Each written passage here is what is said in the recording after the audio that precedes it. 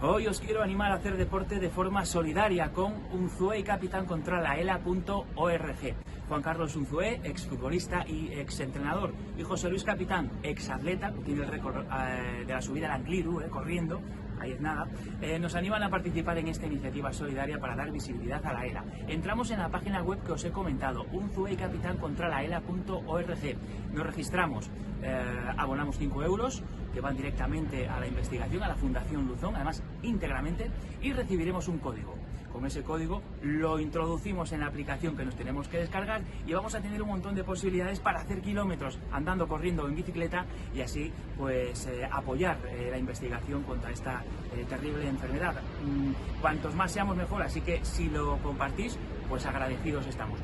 Ya sabéis, Unzué y Capitán contra la ELA.org. Hacemos deporte de forma solidaria y colaboramos a la investigación y a la visibilidad, a dar visibilidad a esta enfermedad, a la ELA. Y además así quemáis un poquito los turrones de la Navidad, que todavía los veo por ahí. Unzué y Capitán contra la ELA.org.